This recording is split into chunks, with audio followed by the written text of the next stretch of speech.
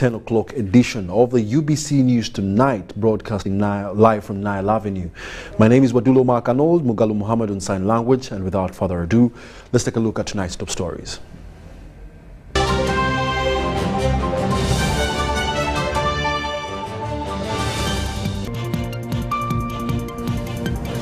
In our news tonight, UBC senior journalist Dennis Blair Kalanzi succumbs to ulcers. Vice President Alupo joins in Karenga to mark Women's Day.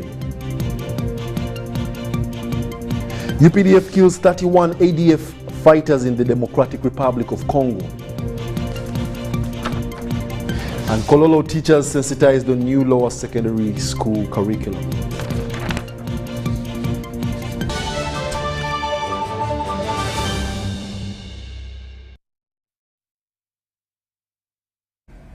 Thank you for joining us. We now give you the news in detail.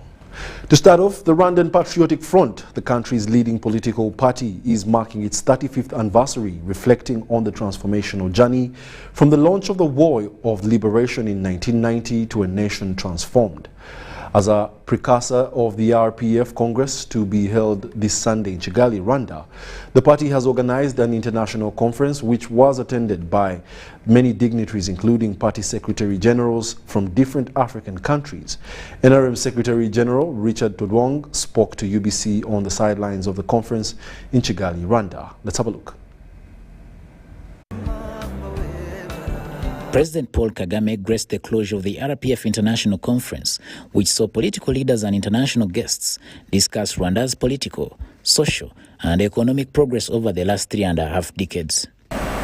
This is why we are also so pleased to be able to stop for a moment and take some time to reflect on what liberation has meant for us and others around the world. The panel discussions centered on areas of liberation to nation building and how Africa will take charge of its future. Africa has accepted almost implicitly a form of junior partnership in international affairs. It is that junior partnership which we have to deal with.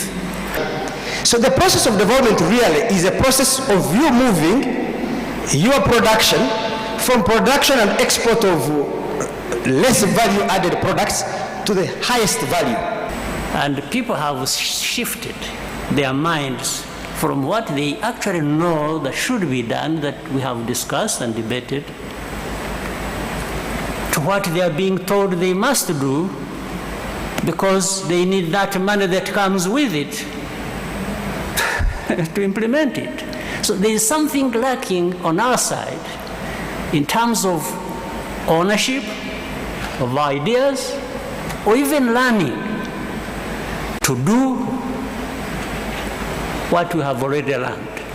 The National Resistance Movement sent a team to be a part of these anniversary celebrations, and it was headed by the party Secretary General, Richard Todwong. So when we see the achievements of Rwanda, and we see the leadership coercion, the fight against corruption, the governance system, and how Rwanda has become the beacon of hope in the region, we congratulate them, and we are here to just say congratulations. And as the National Resistance Movement Party that saw it all and played a crucial role at the beginning of their formation, we are here to join hands with the other fraternal parties to congratulate them for their achievement. He also highlighted that there are many lessons to draw from Rwanda's dark past. We preach against the politics of identity, politics of tribalism, politics of religion, because such can make a country fail. Because if you nurture a country based on social and class identity, it can break down the country. And then indeed, in Uganda we have moved so far, and I'm also happy that in Rwanda we are seeing the countries developing based on the patriotic nature, that they are looking at a global picture instead of those small fractures that can break down the country. So Rwanda's journey hasn't been that without challenges, as the country has had to overcome significant obstacles such as the genocide and the regional conflicts. But nevertheless, this 35th RPF anniversary offers an opportunity for the country to reflect on the progress so far and also look at the future of continued growth and development. Samuel Senono, UBC TV News in Kigali. Well, thank you very much, Samuel Senono. Now, in other news, the media fraternity has suffered another tragedy in the death of a journalist, Dennis Blair Kalanzi. Dennis Blair Kalanzi succumbed to multiple organ failure after suffering from ulcers that affected his liver and kidney. The scribe, who worked with Uganda Broadcasting Corporation and Presidential Press Unit, is scheduled to be buried on Monday.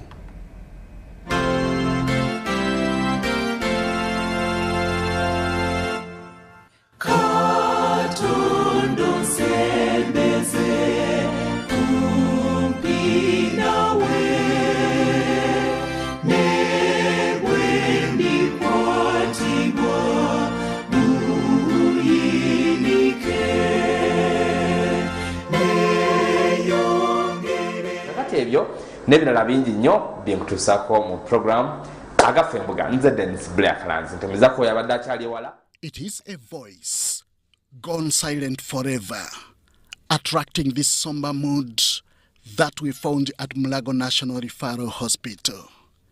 The family of Dennis Blair Kalanzi could not hold back their emotions as their son lay lifeless in the hospital mortuary. From the girlfriend to the mother and brother, it was not a good day for the family, friends and in-laws.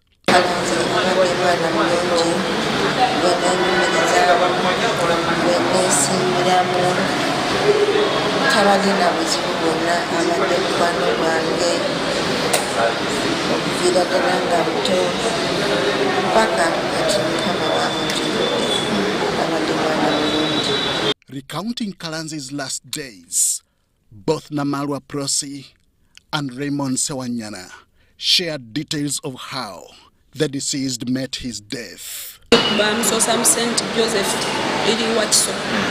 St. Joseph Hospital,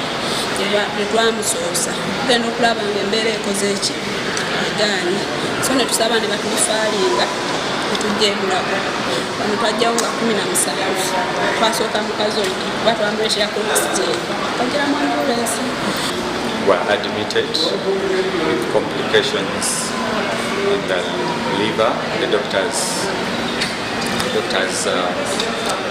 made quite a number of tests and they came up with the report that he had a problem with the liver, and then which caused his kidneys to start failing, and what we think has caused his death. Born on 8th December 1985 in Namayumba, Wakiso, Dennis Blair Kalanzi attended Champisi Primary School before he joined St. Francis Busunju Secondary School before advancing to New Styles Secondary School in Kawala. It is from here that he found himself pursuing and graduating with mass communication at Makerere University, a qualification that paved his way into the world of journalism. From his home, I think he's going to spend a night in his home, and then from his home we shall head to our burial ground that's in Namayumba, Wakiso district, in a village called Champisi. The body of the deceased has been taken to Miles' funeral home with a vigil expected at his residence in Namsera on Hoima Road. He will then be taken to Namayumba on Sunday before his burial, tentatively slated for Monday, 3rd April 2023. Program agafembuga nze Dennis Blair Kalanzi ntemeza ko yabadde akyali. Dennis Blair Kalanzi was famous for the Presidential Press Unit program Agafembuga, where weekly activities of the president were summarized. Bangambye obudde buweddeyo njena Museveni akadde ke kakutaasiza naye nga mbadde nga nkuliwo mwebale nnyo mwebalire ddala mugende mu maaso. Henry Okurut, UBC. Agafembuga tujja kuddamu okujja obudde bwe bumu ku ssaawa zezimu. Nze Dennis Blacklands. Musule bulungi. Mweraba.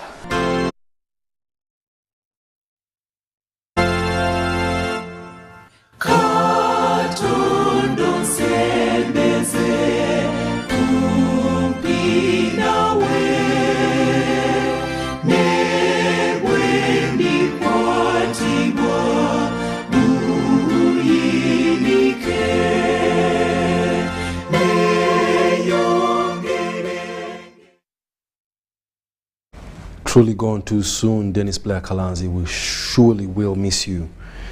The malaria burden has reduced in Karamoja sub-region for the last month. Medics in the area attributed to the seasonal malaria chemo prevention program.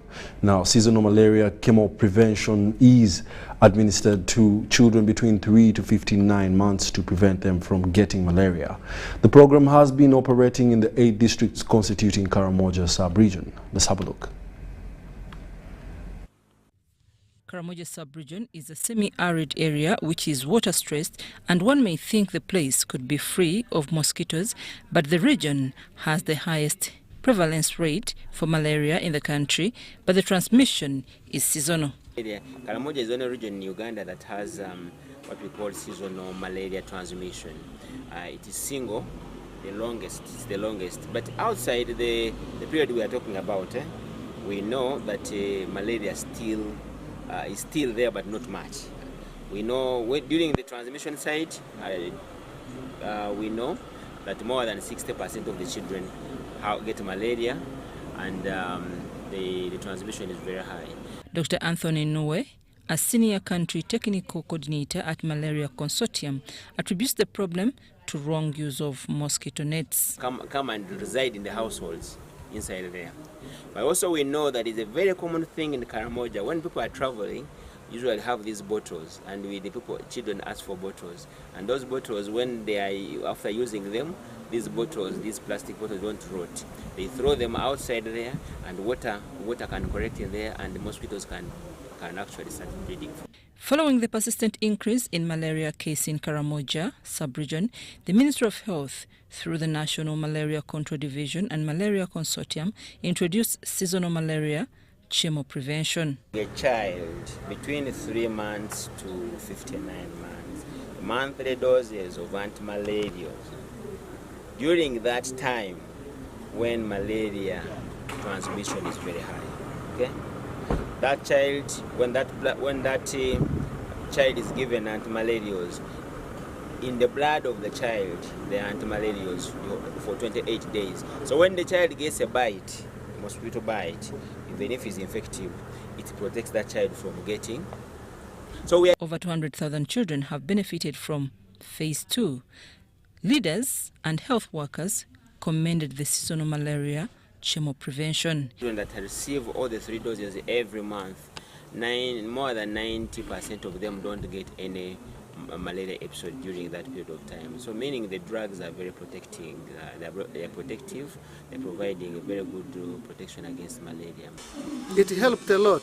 We did not register cases of death, we did not register so many cases of admissions of children 0 to 5 years in the health facilities. So it was really very good, and we welcome it. Malaria Consortium, and I want to say that we pledge our total commitment for the next program. Okay? For us, we are already waiting for the next phase, and we call.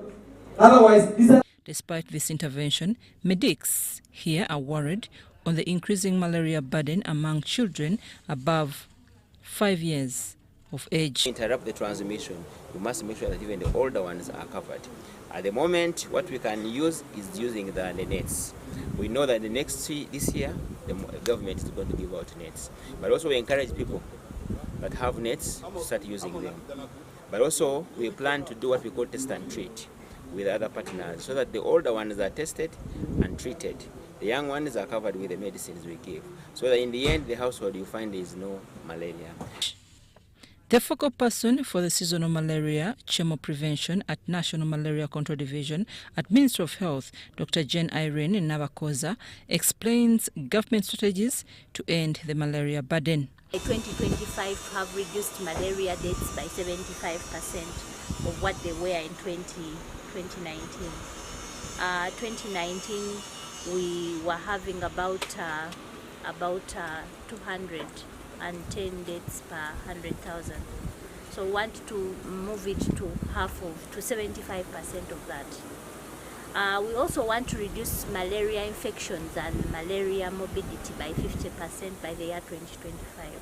So once we achieve that, then we shall start working towards a pre-elimination status whereby no one dies of malaria in Uganda. According to technocrats at Malaria Consortium, after a successful phase 2 in the 8 districts, they are extending the program to the 9th Kabong district in May this year, and over 300,000 children are targeted in the 9 districts of Karamoja. I'm Nafka Farida and Moriniga. The National Curriculum Development Center and the Ministry of Education and Sports rolled out the new lower secondary school teachers 2 years back, targeting at producing graduates with employable skills. The Directorate of Industrial Training at the Ministry of Education and Sports, Dr. Patrick Byakatonda, says that the curriculum will develop a skilled country. Uganda's education system is targeting to produce graduates with skills that are competitive on the labor market. The Directorate of Industrial Training developed assessment training packages for at least 118 vocational subjects to be used by teachers in secondary schools.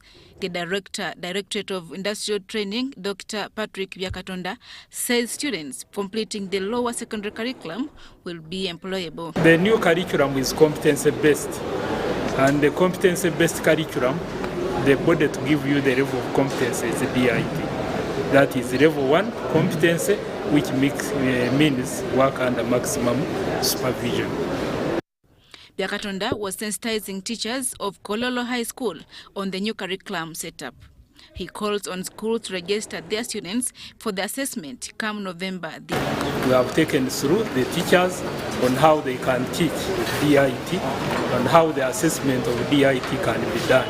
Because it is the role of the teachers, they are the ones to become assessors in this new lower secondary curriculum, the part for the world of work. So it is important to take them through. The deputy head teacher in charge of academics at Kololo High School, Sophia Kawesa, says the new lower secondary curriculum has made the education sector more practical and user-friendly. The old curriculum had its benefits, but mostly the disadvantages were greater. You find a student of senior 3, a student of senior 2 who cannot speak properly, who cannot express themselves, they can't speak their name, they can't do much. Even up to the university level, you ask somebody to write an application letter for a job and they find it hard.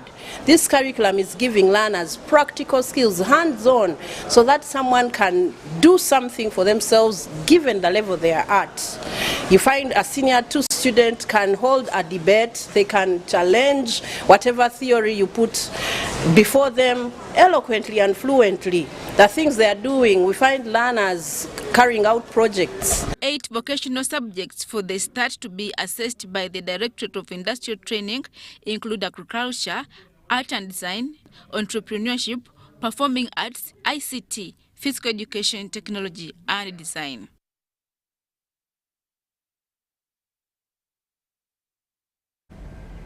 Youth have been encouraged to be hardworking, embrace the culture of reading, and determination which will enable them change their lives.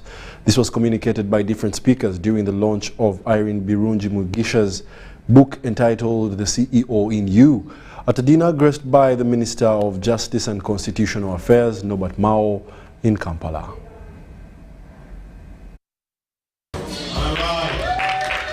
The CEO in You A book authored by Irene Bilungi Mugisha, a veteran journalist and entrepreneur, who also serves as the private secretary to the president. Irene Bilungi Mugisha, a former manager, Uganda Broadcasting Corporation Television, held a book launch at a function graced by the Minister for Justice and Constitutional Affairs, Nobati Mao in Kampala. Many people like to give people handouts.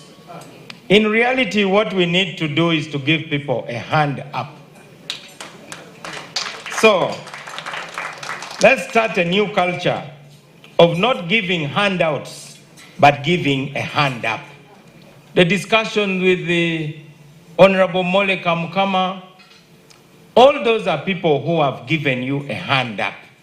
And today, through your book, you are giving all of us a big hand up. The Minister for Finance, Matia Kasaija, commended Bilungi's brilliance, which enabled her to come up with a book. But in essence, I am encouraging everybody to put down, to write a story of some sort.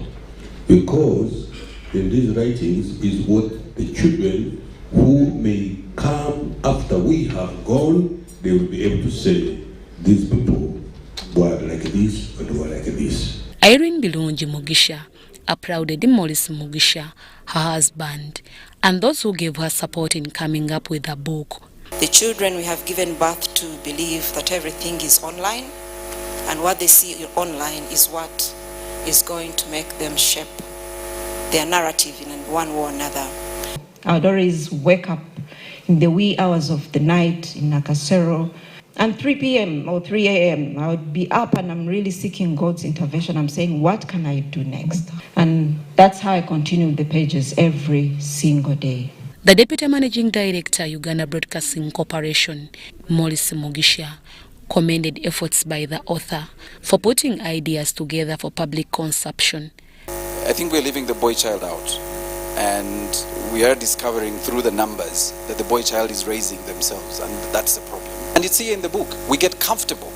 If you find an organization where you're doing well, you get comfortable. Everything seems to work for you. Everybody seems to understand you. The organization seems to want you to stay. The author's mother, Perus Mugisha, advised parents to instill the fear of God tradition onto their children. And surely I can assure you, if you meet any of my children, they are humble, they are obedient, and they are hardworking. It's not us, the parents, who made it, but you who have children, get on your knees. Every battle for mothers are fought on our knees. A number of friends, relatives, and workmates attended the book launch. And I've always told her, please write. Please write. Because a lot of work at that office is about writing. That person should be able to read the mind of everybody, including the president, and put it to paper. So Irene was able to do that. I am so proud of you, and I know you're going very far. The CEO in your book provides tools and insights on becoming a challenge maker in life. Deborah Namamonde, Babla Babirie, UBC News.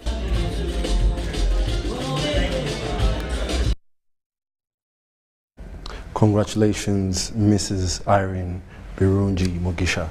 A team of investors from Australia and Italy who are currently camped in Uganda benchmarking on how best they can help in spreading the message about preserving the environment. These investors believe that through the projects like solar and thermal energy and internet, a lot can be done and be achieved.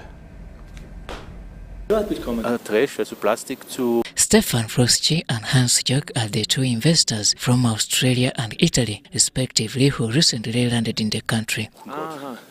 Their mission in Uganda is one, and that is investing in environmental conservation projects. We are quite in the topic of hydrogen production, which is supposed to be the next generation of renewable energy in this country. Since your president announced already that steel manufacturing only will take place with a non-coal application, It will also be an Austrian company which has got the technology already to use a hydrogen as a reduction agent for steel manufacturing. We can bring the electricity to the people, we can bring the internet to the people. As the world battles with the burden of pollution, Stefan and others are very much sure that such innovations can be the best approach. And I can bring in Uganda very important possibilities to keeping clean the environment, to make waste to energy, to make waste to gas fuel, and the whole aqua water management. The affordability is quite remarkable. For instance, a village for 1,000 homes, you invest $160,000. For the solution, you have got about 100 kilowatt on solar.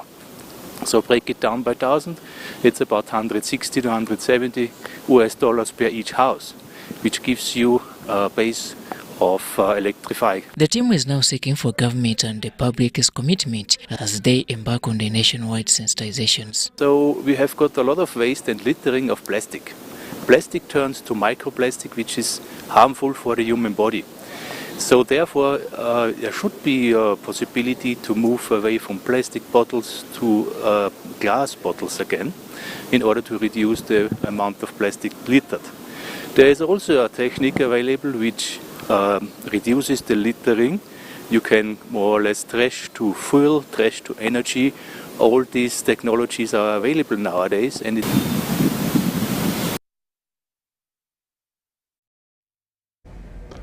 The State Minister for Fisheries, Helen Adoa, also said a woman member of parliament, has cautioned parents of Teso to desist from marrying of young girls at a tender age. Adoa wants equal treatment of both children as a best way for development in the society. Let's take a look at these details. I want you to write this thing whenever you... Forcing young girls into marriage is said to be on the rise in Teso sub-region. Unfortunately, the last few months have seen several cases going unreported of young girls involving in early marriage. It is on this basis that State Minister for Fisheries, Helen Adoa, wants the trend changed. A woman should be able to know the role of a mother. What is your role as a mother? You have to bring up your children in the right way. As a father, you have to be responsible in bringing your children well, especially boys today. Adoa decried the practice of families forcing their underage daughters into marriage in exchange for cattle. The girls today are doing funny things because the mothers have abandoned children to the centers. It is now the centers to train children to be what they are. So let us all be responsible as parents, whether you are what kind of woman, whether you are a minister like me. You should know when you are at home what is your responsibility. Adoa also used the same chance to launch the mustard seed project that provides reusable sanitary pads to girls in order to enable them stay in school. I want to ask all the head teachers, especially senior women teachers, this is a project you can do with the children after classes, like at 4, after classes. You can teach these children how to make their own pads. Other leaders spoke in agreement with the minister's concerns. I'm requesting you as a member of cabinet who sits with them to help us with this issue. The Constitution of the Republic of Uganda of 1995 and the Children Act of 2016 states that the minimum legal age of marriage in Uganda is 18 years. The Constitution also states that marriage shall be entered into with free consent of the man and woman intending to marry.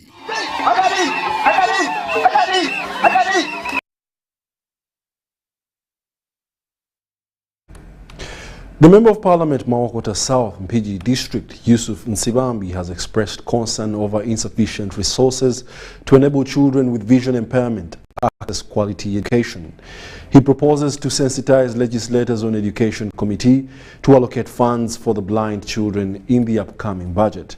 This was during the launch of the Civic School for Blind in Buama sub-county within the funding from Babies Uganda. With courtesy funding from Babies Uganda, Spain and partners including Vernon and Linda Webbock, Central Uganda has received the second modern school for the blind in Buama sub-county, Maokota South in PG district. The launch of the school was officiated by the area member of parliament for Maokota South, Yusuf Nsibambi. As members of parliament, we did not take this as a priority or we have not pushed enough. So I really promise that as we go along, specifically in the next budget, I'll try to put this on the floor of Parliament to ensure that government funds establish schools, whether private of this nature, and also establish such schools all over the country. Because parents, in their respective capacities, they have no capacity really to fund such projects. The launching event was concurrently held with a mass led by Reverend Father Galandi Chiganda of Mitala Maria Parish, who urged Minister of Education and Sports to allocate enough funding to children with vision impairment and called upon parents to give them equal education. Parents who think that children with disabilities are a curse, we call upon you, dear parents, to continue seeing God's love and providence in these young children. Each and every child we get in life is a blessing. We can't compare a gift from God with a curse. So let us continue keeping them open, disposing them to different opportunities and also discovering their talents through taking them to school and also to different organizations. Bosa Chizito, the founder of Civic School for the Blind Children, observed that children with visual impairment are intelligent once given ample time during learning. When a disabled person is not given the opportunity, they are very vulnerable. We are saying, let's give the disabled the opportunity to go to school such that they can live independently and productively. They only need an opportunity. Let's do that for them. We have a school which can give education very seriously. You know, at times people give half a dose. We want to give a full dose of education. The team leader, Babies Uganda, Spain and partners, Maria Galan, was optimistic with proper allocation of resources for the school construction. If we are here is because everything that they have shown us is true. And we can see it with our eyes, because if it's not true, nothing of this can be possible. They started with 8-9 children, now they are 52 almost. So of course this is a very well done job. Relatedly, the Rotary Club of Vuziga, Kampala launched a groundbreaking for the construction of a modern girls' dormitory.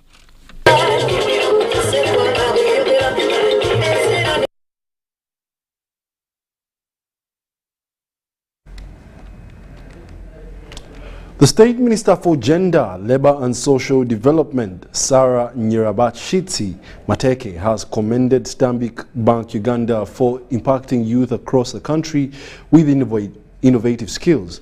She was speaking at the launch of Stanbic Bank Annual National Schools Championship 2023, a contest that has attracted 100 schools from across the country. The championship aims at inspiring students and teachers with innovative and entrepreneurial skills.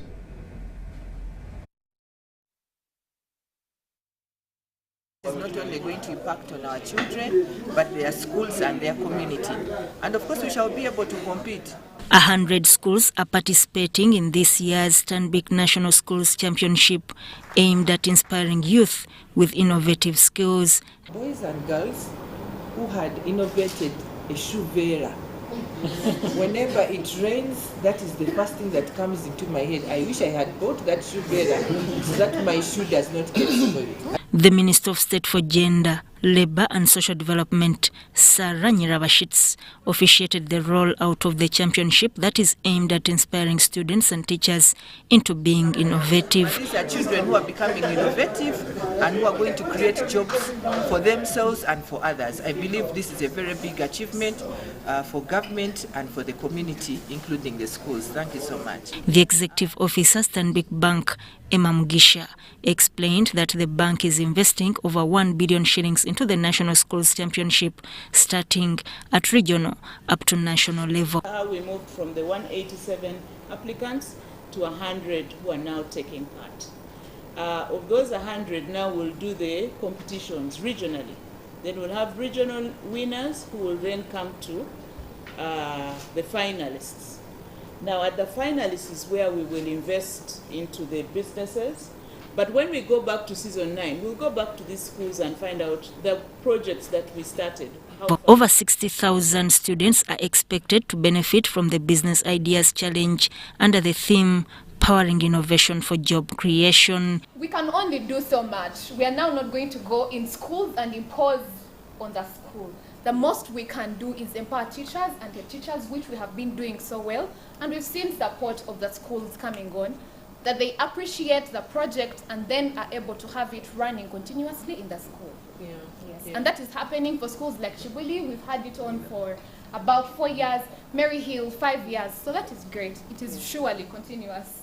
Of the 100 participating schools in the 8th Stanbic National Championship, 40 are doing it for the first time, while the rest have done it before. Sudat Kaye, UBC News.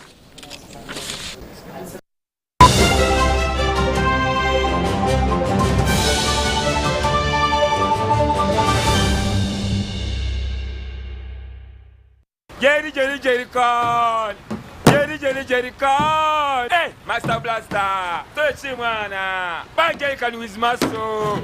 Those ones who say go for you only. Mundava. First group is I teach you. But never come with the muscari. Because of the camera is very far. Is you serious? Is yes you. What? Yeah? You step it on it. Add kilometers to your legs. And you get your sugar. We buy meat from Umaru. And Umaru refused to give you enough meat. Show him that they don't joke with you. Umaru,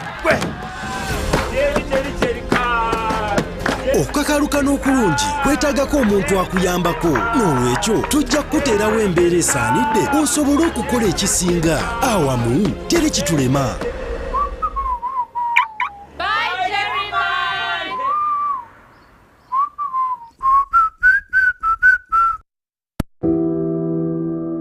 Buli lunaku abantu 3 bafa ekirwadde kya TB.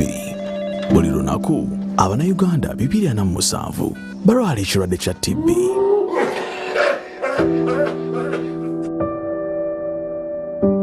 Amaka g'abantu 53 ku buli 100 mu Uganda gazitowerebwa obwavu olw'ebbeeyi y'obujjanjabi obw'ekirwadde kya TB.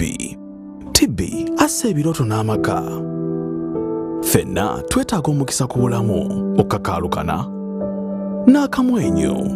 Ffenna twetaaga omukisa okuloota n'okubeera ekyo ekisinga ku kye tuli. TB yeewalika ate ajjanjabwa ng'ategeddwa mu bwangu. Manya w'oyimiridde. Okukeberebwa TB, okujjanjabwa n'ensonga endala ezikwatagana ku TB kwa bwereere mu buli ddwaliro lya gavumenti n'ery'abantu ssekinnoomu. Obubaka buno bukutuusiddwako Ministry of Health ne ba partners. Are you tired of high fees and slow transfer time when sending money? Look no further. Airtel Money is here to revolutionize the way you move your money. We have revised our rates, and now sending money from Airtel to other networks in Uganda, East Africa, and to the rest of the world has never been more affordable. Plus, you can trust Airtel Money to get your money where it needs to go quickly and safely. Simply dial *185# and start sending money. Switch to Airtel Money today and experience unbeatable rates and top-notch services for all your local and international money transfer needs. Airtel Money. Instant, secure, borderless. This isn't just a girl. She is the future. This is a teacher, a doctor, a community leader, our future president. She is our family's pride, and as her father, I will protect her from child marriage and talk to her about the dangers of teenage pregnancy. We each have a role to play in empowering our teenage girls to protect them from child marriage and pregnancy, because when we empower them, we empower our nation. Protect the girl, save the nation. Take action. Report any case of defilement or child marriage to the police or call Sauti 116.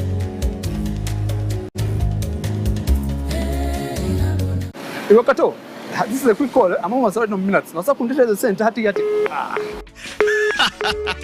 Why rush through such important conversations? Airtel Uganda has made it possible for you to call across all networks in Uganda at the best rates with the new Bona voice bundles. Stay connected anytime, anywhere, with minutes valid for calls on all networks. Dial *100*1#. Select voice bundles and select Bona voice bundles today. Airtel, the smartphone network.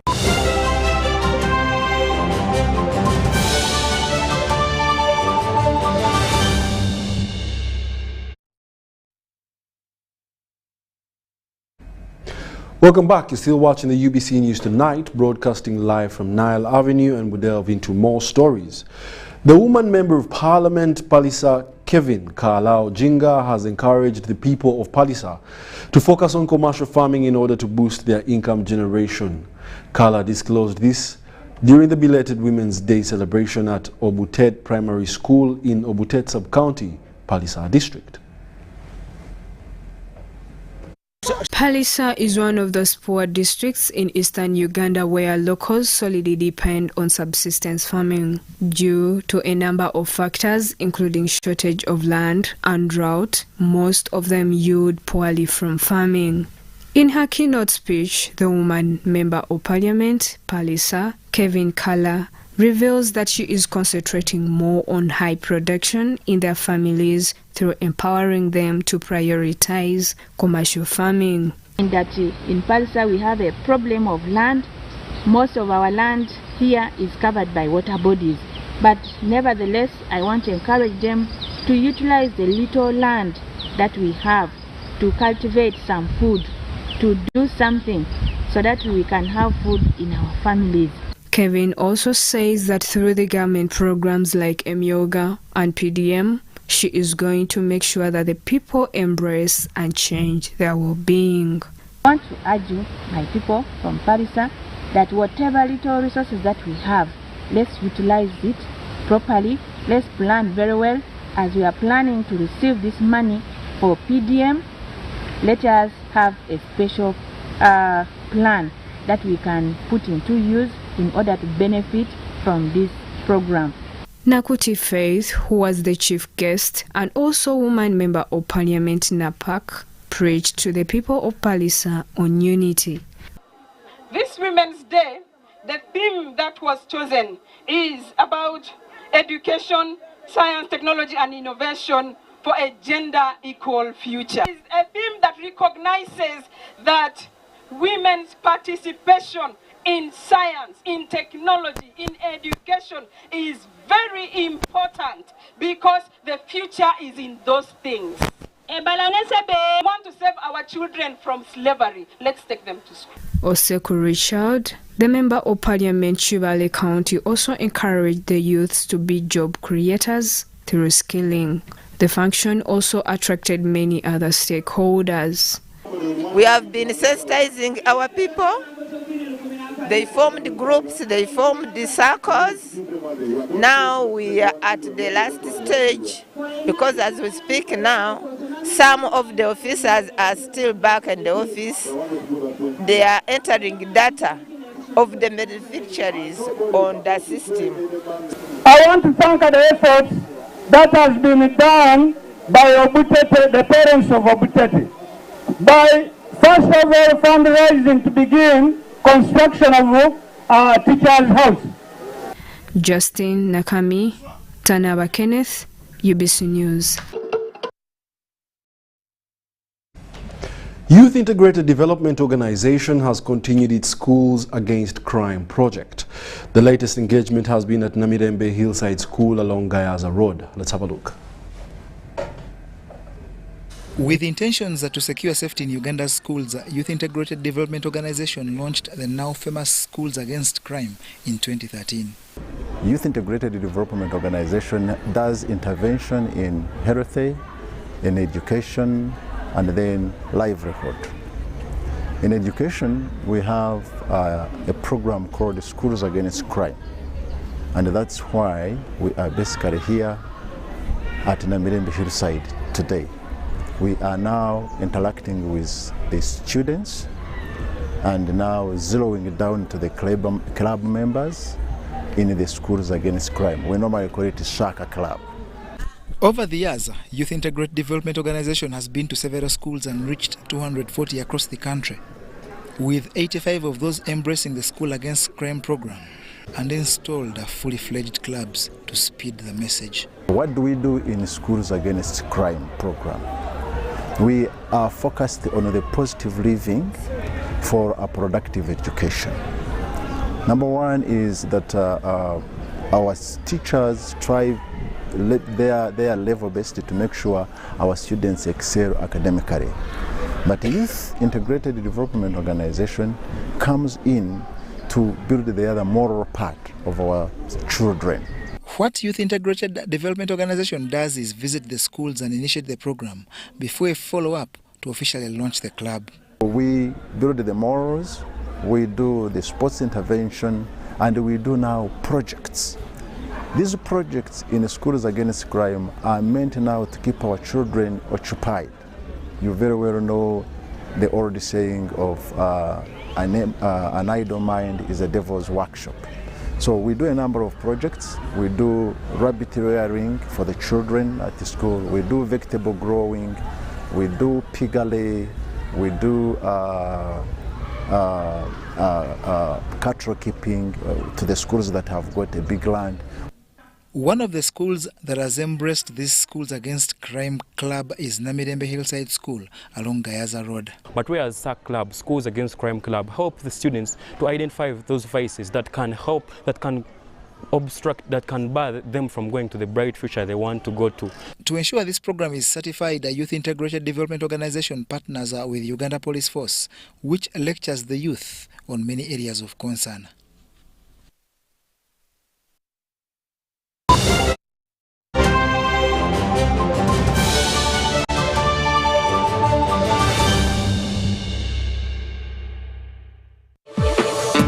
With freedom. Get MTN Freedom voice bundles that don't expire. Dial *100 *21# or my MTN app for more bundles. Together, we're unstoppable. It's no secret that ICT makes learning easy. The strides made in our field could not be possible without it.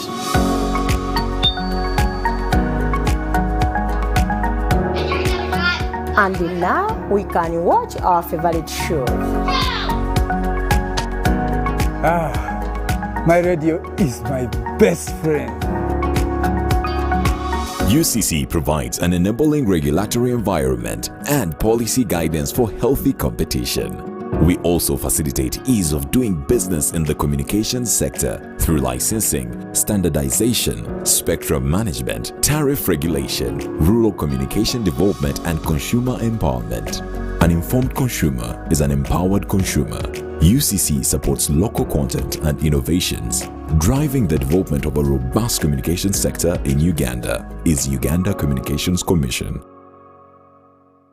Glow as you are with the new Spark 10 series smartphone from Airtel in partnership with Tecno. Own the timelines with picture-perfect selfies using the 32-megapixel selfie camera, 256 GB storage, G88 gaming processor, and a strong battery to last the whole day. Haha! Toakana. The Spark 10 smartphone comes with free 3 GB from Airtel and 100% bonus on weekly and monthly bundles every month for 3 months, so you can stay connected to a world of possibilities. Dial *100*5# to enjoy free data. The new Spark 10 is available in all selected Tecno shops countrywide. Airtel, the smartphone network in partnership with Tecno. Stop at nothing.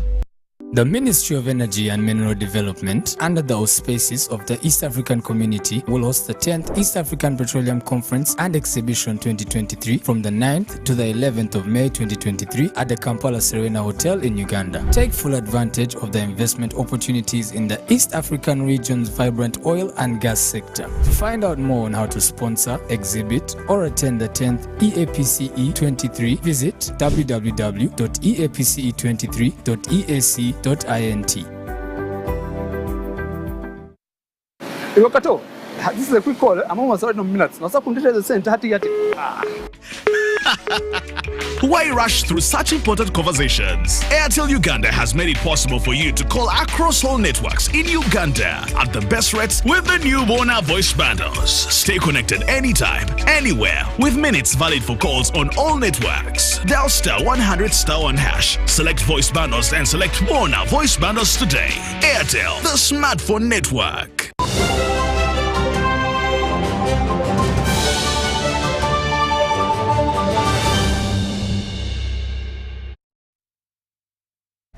Welcome back. You're still watching the UBC News Tonight. We are now into the world of business. Lueda residents and surrounding areas are proud of a Chinese investment rice project initiated by Zhong Shuang Quan of Zhong National Rice Farm. They say that the project has given jobs to indigenous children as well as development. They were speaking to UBC TV on rice cultivation in Lueda.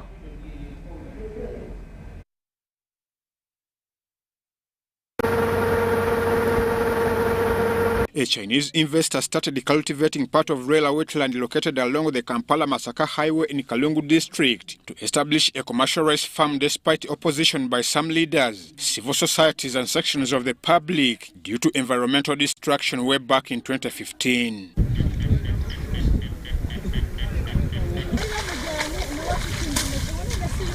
The investor is currently operating on 600 acres, located at the outskirts of Lukaya Town Council in Kalungu district. Over the years, people have gained expertise in rice growing and narrate the process they go through to plant, cultivate, nurture and harvest rice.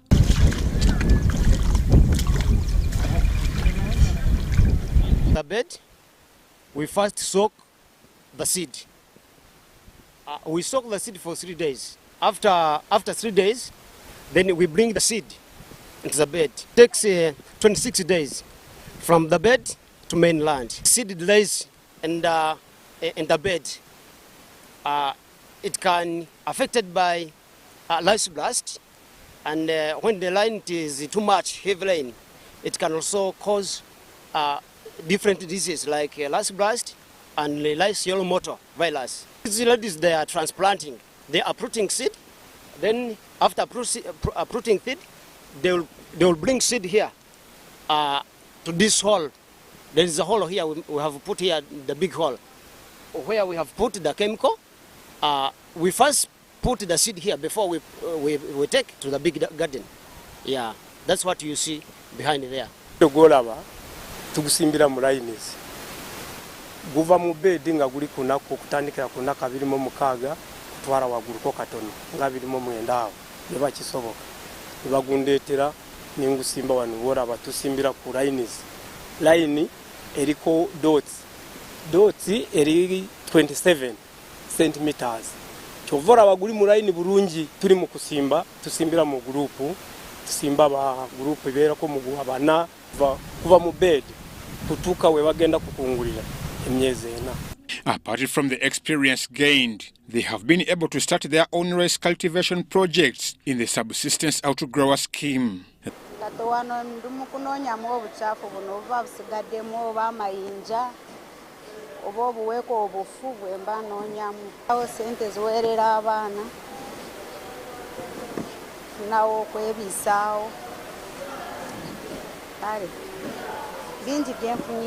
Bafunyemu emirimu nga bwolaba abantu bafunyemu obulamu bupya omuntu ajja nakola nafunayo ekirala nagulayo ente nagulayo embuzi nagulayo buli kimu ekyetaasi bafunyemu school fees balabira abaana babwe ate n'ekirala awebasula eyo Lukaya abantu bazimbye ennyumba tuzipangisa ate bafuna nabose. Those who work at the rice plantations, however, cited many challenges that include pests and birds. Kugujjayo ng'enkuba yagonoonnye ng'enjiri nga kino kiseera ky'enkuba nga guliko bulwadde otigutambula bulungi no mu nsimba nfunamu omutaawaana tigusimbuka bulungi bweba kizito okiteeka mu mazzi nikyewunzikako katono kati kitegeeza layini tizijja kugenda bulungi omusana mungi waliwo wetulima nga mazzi nga matono gusumbuwa enkuba bweyitirira gulwala. Scarecrow. So a scarecrow, it works to help us in bird scaring because we do receive much birds. So it's some time when birds come to get fear to see that it helps us in scaring. And when you see those whatever shining, also it helps us in scaring birds because this is the stage of birds. When the rice puts some milk, that birds, it attracts birds to soak that milk. The investor also founder of Zongo Natural Rice Farm, Zongo Shwanga Kwan, says rice farming will help provide people with income and healthy food. Sad for most of this politician and also some NGO, they criticize that we are engaged in commercial rice farm. They don't understand that a better food structure will give a longer lifespan for the people, and they will give better health to the people. So imagine if you are taking some bad food and you spend most of your money to the hospital, or you get a better food. Zongo says it is time government promoted agriculture to improve the lives of citizens. Make sure that the large scale like farming is also important for the employment, and certainly you see for farmers, they've never get trained by the government project, but through working in the private farm. The reality is now Uganda need jobs. We need the employment. Youth, they need works. But Uganda cannot house all the employment by industries. We have to make sure that the large scale like farming is also important for the employment. I'm Ivan Juko for UBC. Women and gender rights activists have been called upon to embrace modern skills in financial literacy and entrepreneurship for better livelihoods. This was during a breakfast roundtable meeting aimed at ratifying commitments towards women's financial inclusion. Let's have a look. Knocking at the doors of these institutions of government to say, let it be incentivized, let there be incentives for people to come and see the value of being formalized. Women under Gracia Machel Trust and New Faces, New Voices want all their female colleagues to acquire financial literacy and entrepreneurship skills to spur their businesses inside. To men to support their women so that they come for these financial literacy programs, for these we also do mentorship, we also do networking.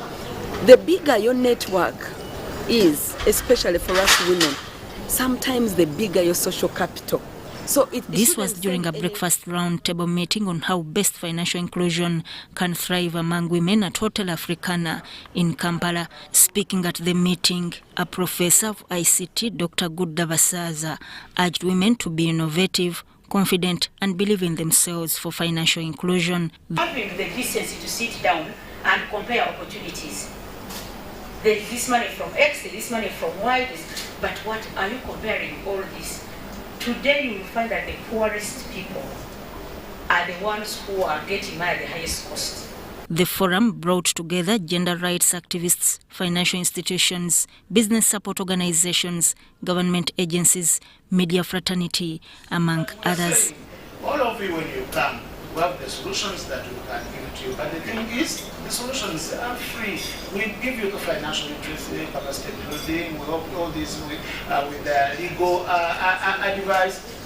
free. Gresham Shell Trust Networks in Uganda have reportedly started a series of activities and engagements with key actors in the last 12 months with the aim of enhancing women financial inclusion in Uganda.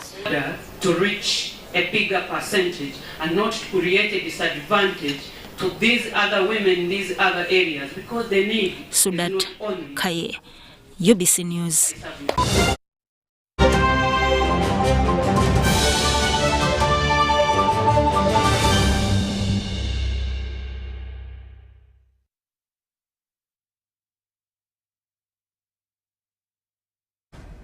And in the world of sports, the National Council of Sports has completed its 2023 District Sports Outreach Program.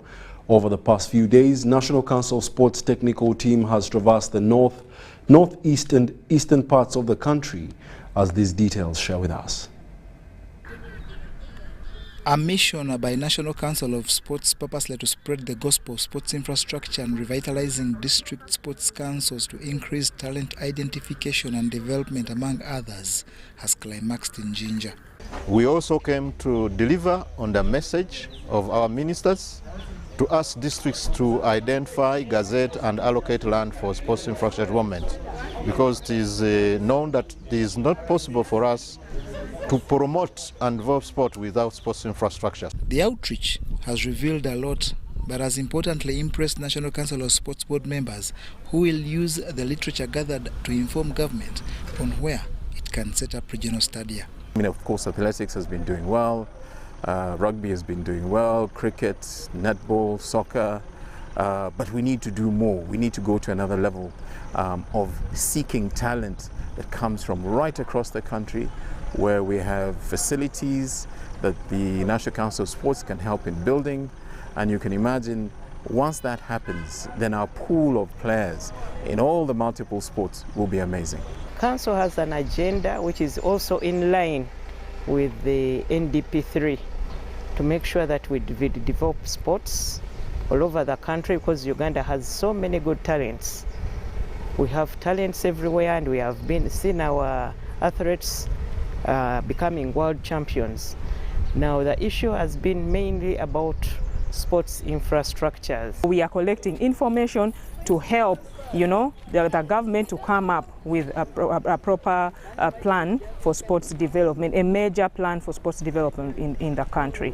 Their complaint was National Councils are never gone down to the people. They are seeing them for the first time. Now that they have started going to the grassroots, they are very hopeful that their ideas, their dreams, whatever they think of now, will go through successfully, because they now know where to go or who to go to. My message has always been that we need an accessible sports facility for all, so that people with disabilities can be included in the development of sports in this country. But despite being a success on the overall, it wasn't a walk in the park, as it exposed risks like encroachers and poor attitude of local governments that derail the growth of sport. We have realized that some available facilities are there for sports development. However, we have also realized that there's a lot of encroachment and land has narrowed. And we believe that it's the faster we secure these lands for sports development, the better. Everywhere it went, from Gulu, Lira, Soroti, Katakwi, Kapchora, Mbale, Toro and Jinja, National Council of Sports technical team talked to sports, political and technocrats from over 60 districts. We want to appreciate the National Council of Sports, because now they have started now coming back to grassroots level to start engaging with the communities. Because we've been having so many challenges, for example, infrastructure. Another issue is about the perception of the head teachers. They look at sports as something which wastes people's time. For them, they look at academic, that somebody to excel, he must be academically good, and forget that we are under the Ministry of Education and Sports. In Jinja, the team have visited several facilities, including the Abu Daira Stadium and Kakindu. I am definitely excited about the visit by the National Council of Sports, especially with the expectation that this facility is going to be developed by government for the benefit of the community. What the government is looking at is setting up of 8 regional stadiums in the country to follow on Akibu and Buhinga, which are aligned to be the first to be developed to world standards. John Barnes, Centum, GBC News. And that brings us to the end of our 10 o'clock bulletin. Thank you for being a lovely audience. My name is Wadulo Mark Arnold, Mugalu Mohammed on sign language. Have yourselves a lovely night.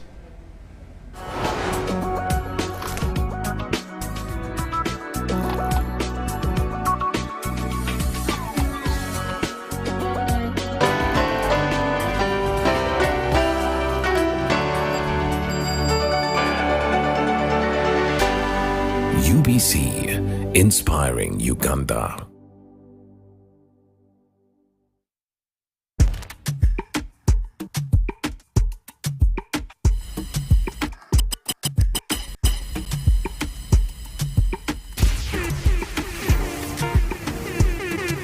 DJ Jolio taking over.